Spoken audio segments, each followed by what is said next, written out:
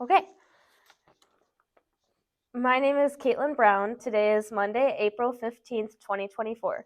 The time is 3 o'clock. We are at the Pewaukee VFW Post 9537 in Pewaukee, Wisconsin.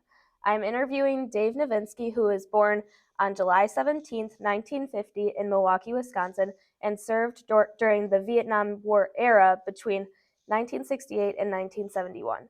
Dave was an E5 in the Army and served as an artillery surveyor.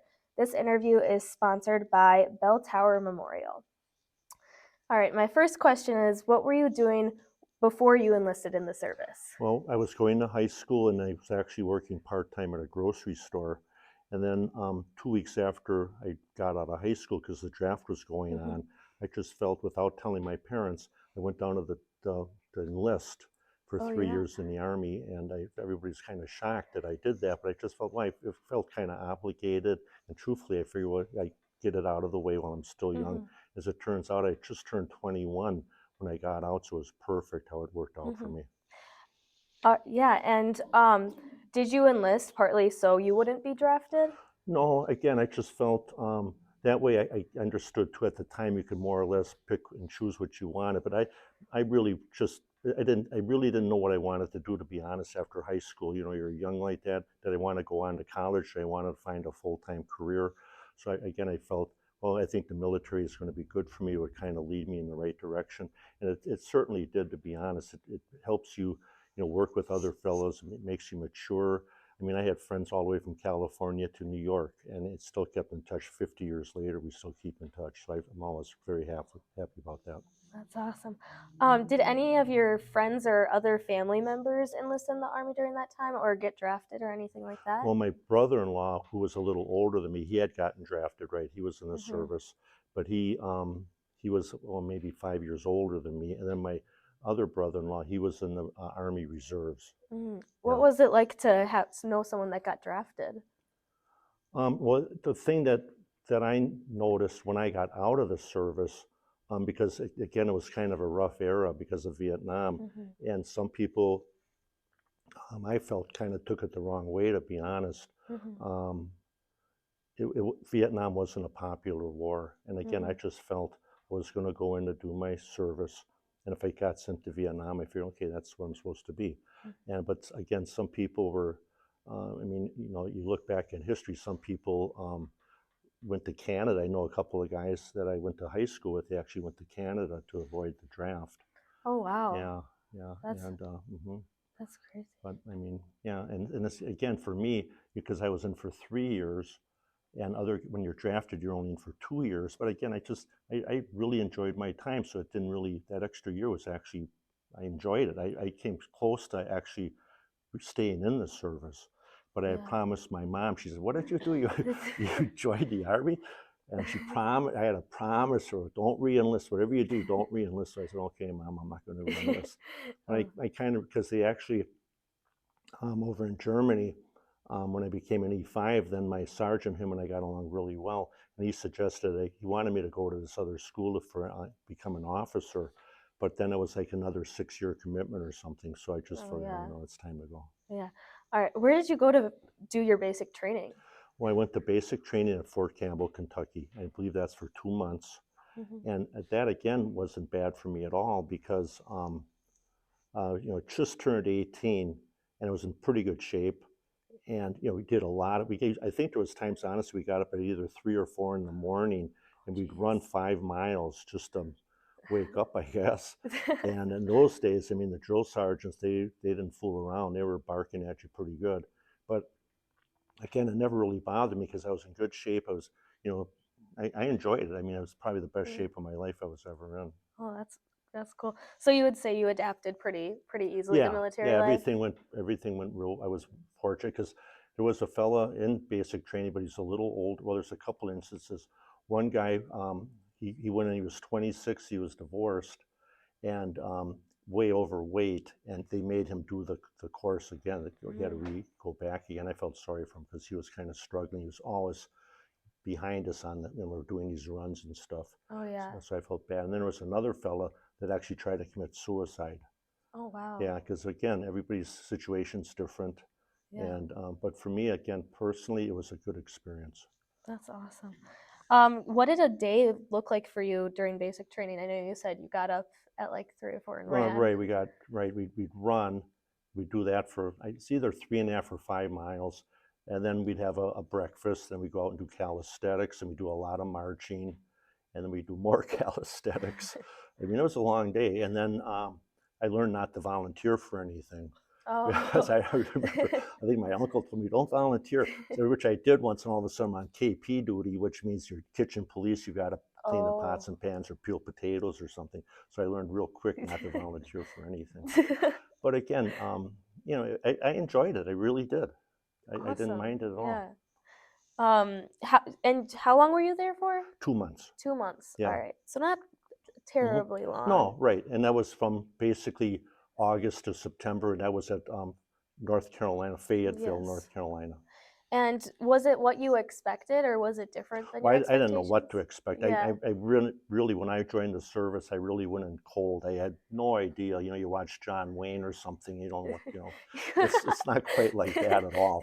And, I just kind of went in and like, holy crumbs, what did I get into? Yeah. But again, I was mentally and physically, I adapted to it real quick. Mhm. What was your biggest challenge during basic training? Well, you had to climb up this rope that was like Oh, way up there. You had to climb up this rope. And that was, even for me, that yeah. was a challenge. I remember That's doing that. that's hard. Um, and again, just, there's different things that go on, different calisthenics, and putting the rifle, taking a rifle apart, putting it back together again. But I enjoy hunting, so that wasn't the worst thing for me either. Nice. And this is a picture of you Right. after you Mm-hmm. graduated from basic Yeah. training? All right. Mm-hmm. Here's that. Yeah, that's when our graduation day. And then Awesome. from there, they loaded us on the bus, and then we went to Fort Sill, Oklahoma for AIT, which is Advanced Individual Training. So Okay. that's where I was an artillery surveyor. So I was there for 2 months, and Nice. that a lot of that was actually classroom things. You weren't doing, if I remember correctly, I don't think we were doing any more calisthenics, anything like that. It was more, I think it was at least a half a day during the day we go to classes, learning different, Mhm. what our job was. And then we go out in the field, like being an artillery surveyor, learning how to run the instruments, that type of thing. Oh, cool. And Yeah. did you receive any promotions or anything in Fort No, Sill? no, it's just whatever I was, an E1 or Yeah. E2. Yeah. Oh, that's Yeah. cool. And how did you stay in contact with your family there? Well, I know in basic training, we weren't allowed to use the phone or anything. So for 2 months, we couldn't call or anything. Oh, wow. Although I'm assuming we must have wrote letters. Yeah. To be truthful, I can't remember, but I'm assuming I must have been able to write letters. I honestly don't know. And then the Yeah. same with Fort Sill. Again, I'm assuming we could write letters, but I Mhm. distinctly remember writing numerous letters when I was at Fort Bragg, North Carolina, and then Mhm. also at over in Germany. But I Yeah. never made any phone calls in Germany because Mhm. we weren't allowed to. And but again, I wrote numerous letters, and then my folks and different relatives would send me letters, and maybe like Mhm. the sports section, what the Packers are doing or something like that. Yeah. Yeah. What did you do in your free time during the time you were at Fort Sill? Truthfully, not a whole lot, because I'm trying to recall. I don't think we were even back then, because I know at basic training we were not allowed to go off the base at all. And Mhm. I honestly don't recall going off base either at Mhm. Fort Sill, Oklahoma. I might be mistaken, but nothing that really jumps out on me that we did anything. So I think it was just kind of, going to the movies, that type of thing for relaxation. Interesting. Yeah. Were you able to go home during the holidays there? Well, what happened then after my 2 months, so I finished basic and I finished AIT. Then right after that, I'm trying to remember what month that would be. Then I went Mhm. home for like, I'm thinking like 2 weeks or so, because I think that was right around the Christmas season. So I went home for 2 weeks before I got sent over to Fort Bragg, North Carolina. Oh yeah. All right. And when you were in Fort Bragg, what was your main job and duty Well, there? that's where, again, I was a artillery surveyor, Yes. and um, and I became an E4 then. Okay. And again, there's maybe 15, 20 guys in my group, and we basically just we police the area. By that I mean like cleaning up, Mhm. walking around, and pick up any cigarette butts or garbage or anything. And we never did any calisthenics. But again, in those days, we still had KP. So I think like once or twice a week you'd have to do that. And then again, we go to the, like clean the vehicles, that kind of thing, Mhm. maintain them, maybe change the oil or whatever we needed to be done. All right. And what is an artillery surveyor? Well, that's again what I was doing. Then we would line up where the guns, like I was showing the pictures of Mhm. those tanks, where they're supposed to line up. Then you would show where you would line up where the round would land, so where the Okay. what Yes. target it would hit. That was Yeah. our job to do that. Interesting. And did you enjoy your time at Fort Bragg? Oh yeah. Again, I really made some wonderful friends there, and then we could start going off base. So I would, in fact, I remember one of the times, like we'd have every once in a while, we'd have inspections. Of the sergeants would come around and they'd look in your locker and make sure everything's nice and neat and what you got. And I Mhm. remember I wrote a letter to my father if he would send me some fishing lures. So because I like fishing, Yeah. and a couple of guys, one of the guys had a car, in fact, so we on weekends when we were off, we would go like nearby lakes and go fishing. So I would have on my display thing, I'd have a bunch of lures, and the sergeants just loved that. They thought, oh man, I'm one of the guys now. And so he just became good Yeah. friends with me after doing that. So it was kind of fun. That's awesome. So you did a lot of fishing there? Well, again, not all the time, but I Yeah. certainly went out a few times fishing, yes. That's awesome. And so throughout your whole military experience, did you just write letters to your family or did you do anything other than that to stay in contact? Um, again, I wrote numerous letters. I'm Mhm. trying to remember honestly, because back in those days, of course, there were no cell phones, anything Yeah. like that. I'm assuming I must have called them. I honestly can't remember, but Mhm. I'm assuming I did. But I never, during that year that I was at Yeah. Fort Bragg, I never was able, yeah, after that 2 week vacation, then I was there. And then I got another 2 weeks vacation before I went to Germany. And then Awesome. I was there for a year and a half. Yeah. And did you enjoy your time at Fort Bragg or Fort Sylmore, or was it similar? Oh no, Fort Bragg, Yeah. definitely Fort Bragg, because I was there a year. I made, because you're really with these guys Mhm. 24/7, and then every once in a while a new recruit would come in or something. So I became much closer to the fellas. In fact, there was I think one or two guys from my Fort Sill group that joined me at Fort Bragg, North Carolina. So Yeah. then I knew a couple guys already, so I felt pretty comfortable with the whole thing, Yeah. you know. That's awesome. And where'd you go after you went to Fort Bragg? Well, then I went to Bad Nauheim, Germany. And Wow. the funny thing, Yeah. because I kept requesting to get transferred to Alaska, but I never Oh got that. Well, yeah. then I had an opportunity. They actually needed two volunteers to go to Germany as an artillery Mhm. surveyor. And again, with Vietnam going on, if I have an opportunity, I'll go to Germany. Yeah. So it was me and another fellow that went to Germany. In fact, and when we both got out, then and he lived, I'm trying to remember, like Indiana or something. He came by to visit me once also. Yeah. Yeah. Super cool. And there was a lot going on in Germany during that time, right? Like with the Berlin Wall. Right, but I wasn't near the Berlin Wall. Yeah. But I when I went after my service time, I worked at Falk then here in Mhm. Milwaukee for 45 years, and I remember one of my coworkers, I was good friends with him, saying that he was actually a guard looking at the Oh Berlin Wall. Oh wow. yeah, and he'd have to watch to make sure people weren't trying to sneak over. Yeah. Oh, Hmm. that's a intense job. It is. Oh Yes, my it was for him. goodness. Yes, it Yeah. was. What was a day like in West Germany when you were stationed there? What did you do? Well, like I mentioned, and if you saw in those pictures, Mhm. I went, I know distinctly we went three different occasions. We one Mhm. 30-day periods, and we'd stay out in the field, basically playing army. To be honest, you're lining up the tanks and you're shooting rounds and all that Mhm. stuff. And so we did that for over 3 month or 30 days, I should say. Then we're off for Mhm. 6 months, and we went back again and did it again. We did that one time in the winter, which was kind of interesting because it was a lot colder, and we had wood stoves to keep the place warm. And it wasn't bad at all. Though I mean, No. again, because I'm with all the same guys, yeah, it Yeah. wasn't. It really was didn't affect me at all. I really Yeah. enjoyed it. Was it cold there? Yeah, well, yeah, yeah. It's like Wisconsin, I guess, or Oh, maybe a okay. little Yeah. more like northern Wisconsin. But the thing that was interesting also, as we're talking here about Germany, Mhm. again, we'd be in like a caravan, so there'd be like 40 trucks or jeeps and stuff we'd be taking going down the road. But then on the autobahn, there's no speed limit, so you'd Oh have cars wow. without. I mean, they're going 120 miles an Oh my hour zipping gosh. by you. So that was always That very yeah, interesting. that would To be drive. Well, I terrifying. was at first. I'm like, whoa, yeah. Whoa. So that was kind of interesting. And the other Yeah. thing I recall too, when we were paying it back in the day when I was a young guy, we were paying like Mhm. 20, 25 cents for a gallon of gas. and Yeah. over there it was $5 for a gallon of gas back Oh then wow. even, Yeah. you know. Wow, So yeah. that's a lot of money, yeah. Hmm. Um and what did you do for fun off duty when you were in Well, Germany? now that's where I really did have a lot of fun. Yeah. Again, we went to the movies and stuff, but see, Yes. again, now, and I had a little rank, I had some experience, I knew what I was doing. So we go like, you know, well, the train system's phenomenal in Yeah. Europe. It's just phenomenal. So I go with 3 or 4 of my buddies. We take a cab down to the train station. Then we would go Mhm. down to Frankfurt, which is only maybe 20 miles away. We Mhm. go down to the bars there, or there'd be beer halls near in that Bad Nauheim and Freiburg area, which is really walking distance basically from where we Yeah. were. And so we go there once in a while.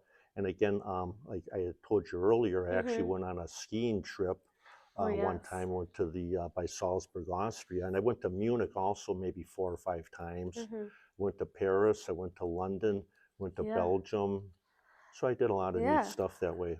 So Uh again, I really, yeah, yeah, I'm going to show them this picture and then sure. if you could talk about that just a little bit. Mm-hmm. Now, what are Um we looking at? this one Oh yeah, with the sure. Well, church, what? yeah. Yeah, that there's a little chapel there, and what happened? I don't know. Somehow we found out it was like you could go to this thing, and it was army run, Mhm. but you had to say, okay, you're going to go to this chapel, and then for half a day you'd have to go to like church services, and they kind of talk to you about God and things, and then Mhm. after that, well, the rest of the day you had to yourself. And Mhm. what made that so much fun? There was this army run thing. It was right where they made the Sound of Music, and it was Army Yeah. Run. It only cost us $3 a day. I distinctly remember that.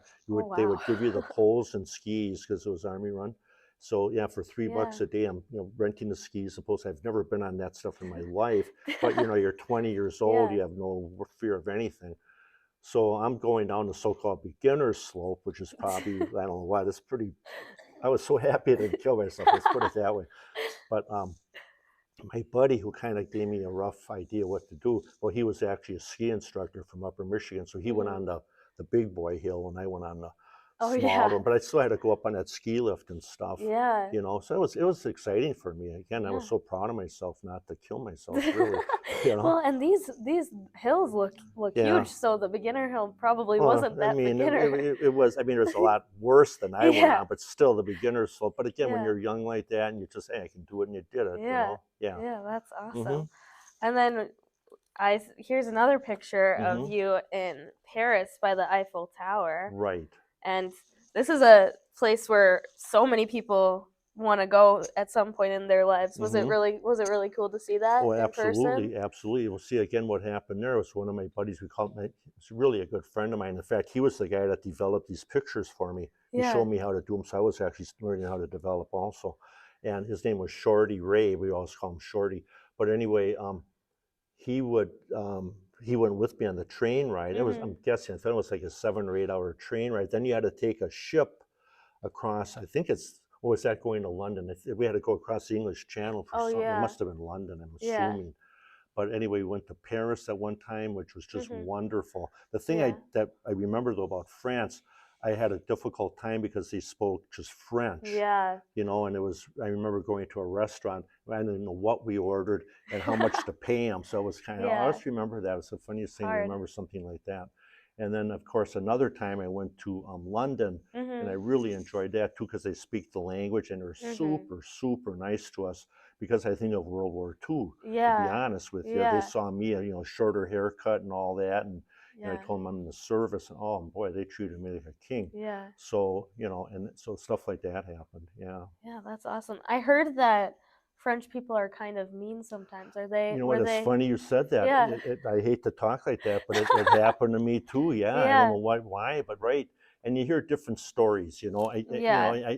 Well, for one thing, I heard, and again, I don't know how true that is, during World War II, because at Normandy were bombing the shores of Mhm. France, and maybe they're mad about that. I don't know, but yeah, they were not friendly to me. I mean, again, Paris is beautiful, but I think Mhm. for me personally, it was a one-time thing. That's why I really Yeah. enjoyed like going to any parts of Germany. I just Y- absolutely love. I Really? went through Yeah. a lot of areas of Germany, and I love London, England also because again the people are so very Yeah. friendly.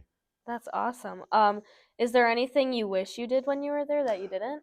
Well, like I was telling you earlier off Mhm. camera that I could have stayed for 6 months, Mhm. you know, but none of my buddies were getting out close to when I was. So, you know, boy, to just travel around Europe by yourself, it sounds wonderful, but I think it would have Yeah. been fun with another guy. So I just decided, okay, it's time to go home now. Yeah. But again, though, I mean, it just not only, I mean, just from basic training all the way through, it was a nice experience. I personally Mhm. feel, I kind of wish they would have continued the draft. I'm not even sure what year the draft Mhm. discontinued, but I thought going into the military, I don't care what branch of the service, I think it's really a good builder of men and Mhm. women nowadays to Mhm. just to, you know, better morals and learn how to work with people and, you know, more respect for your country, that type of Mhm. thing. And I don't see Yeah. that as much in the young generation coming up. I Yeah. don't. For sure. Yeah. So, would you say that the military definitely impacted your life in a good way? Absolutely. Yeah, I was very, very happy. And like you say, I was really considered, if it wasn't for that promise to my mom, I honestly think I Mhm. would have made it a career. I Yeah. really, and again, though, so much depends. You know, I was very fortunate. Every place I was assigned to, nice bunch of guys, you know, great atmosphere and all that. So I wasn't really in a war where somebody's shooting at me. Maybe I would have felt Mhm. differently. I don't know. But for the 3 years that I was in, it was a wonderful experience for me. I really enjoyed it. That's awesome. What do you consider to be your most important contribution during your service? Well, you know, again, when I, like maybe the last year or so, I was an E5, so I had maybe, I don't Mhm. know, 10, 12 guys underneath me. And I always just try to be fair to everybody. Yeah. You know, I mean, it just, because I was in their shoes, not that I was some big shot, because I sure wasn't at all. I was only an Mhm. E5.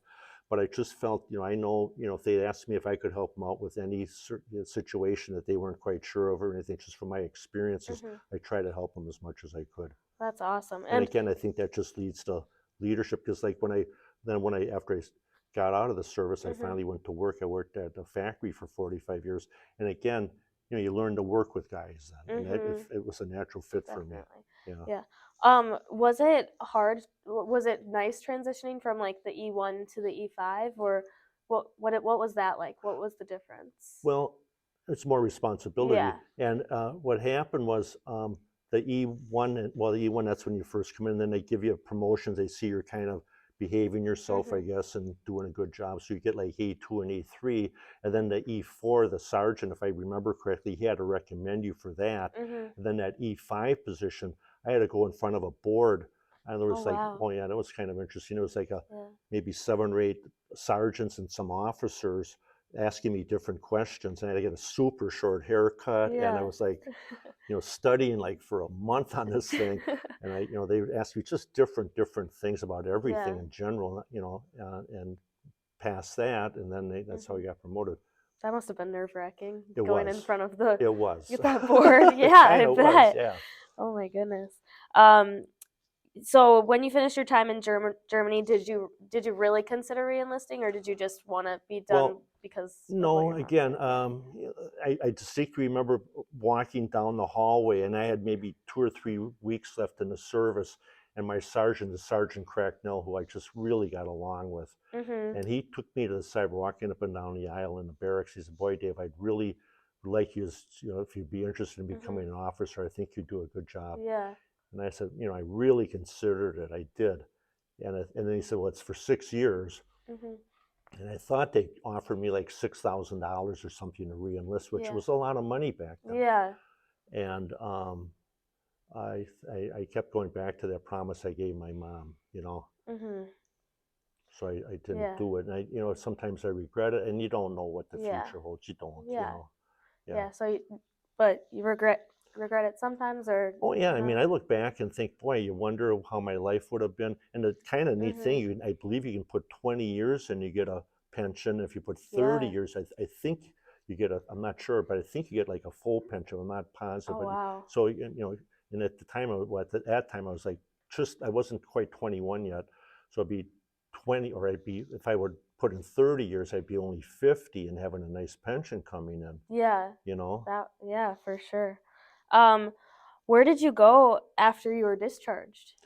Well, then, like I say, well, I went to Fort, what's the name of that now? Fort Dix, is that in New Jersey? So we had to Mhm. fly in from Germany. We flew into Fort Dix. We Mhm. stayed there overnight and got discharged. and then from there I took a plane back to Milwaukee. Yeah. What was it like getting discharged? Was it? Well, what I remember, honestly, was, and it was like the first week of August. Um, it was so crowded. I don't know what happened, but they Yeah. had us and a bunch of guys sleeping outside for a while on the Oh lawn. wow. Believe that or not, yeah. And somebody woke us up like 2 in the morning. Hey, there's a barracks for you now. So we moved all our stuff into there. Oh And my then what happened? goodness. So I finally get home, and then they lost my duffel bag. So that's like, who knows where that thing was for 2 weeks. And 2 weeks later, they hey, your duffel bag's in Milwaukee Airport. Yeah. So that's what happened there. Oh, that's interesting. That's what happened, yeah. That's crazy. Yeah, it was crazy.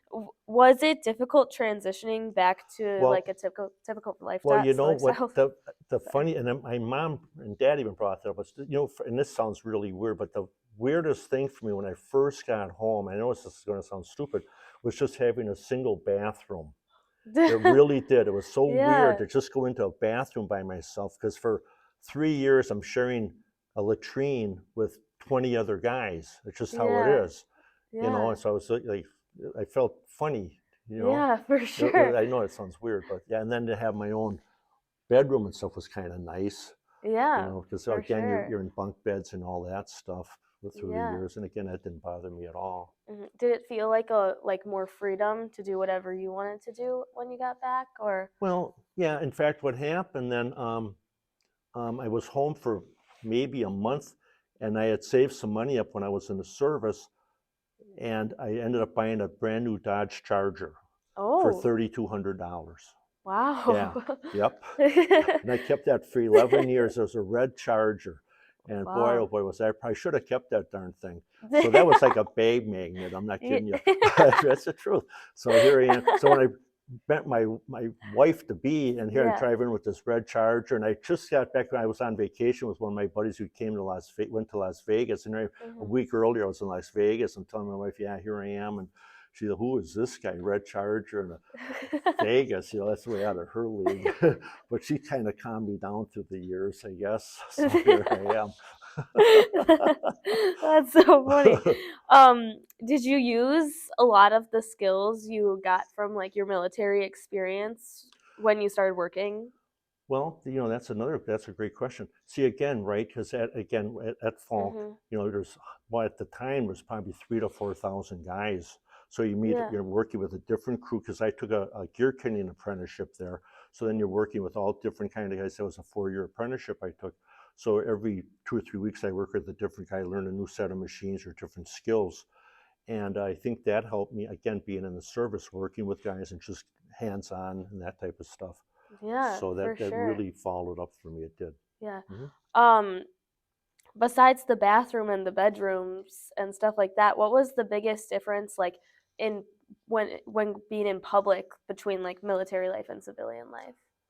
Well, I remember when I first got out, I put my uniform on. We went to St. Aloysius Church, Yeah. and I was so proud of being in the service. And I remember, I hate to say this, but a couple people giving me dirty looks. Oh no. Yeah, because that was Yeah. right during Vietnam. Not if there's Yeah. just a couple people, and that always stuck in my mind a little bit, Yeah. unfortunately. And Mhm. again, you've got to remember, it was a different era. I mean, Mhm. out of the big majority, it was a small percentage, I guess, felt that way. But I thought, boy, here I'm in church and they're kind of eyeballing me up. I felt a Yeah. little sad about that after what I went through. And not that I did Yeah. anything, but I mean, I felt for the fellas that did go to Vietnam, and a lot of Yeah. people didn't make it back, or whatever. And I'm thinking, Yeah. boy, they're trying to defend our country, and then to have that attitude. But that was very, very small percentage doing that I saw.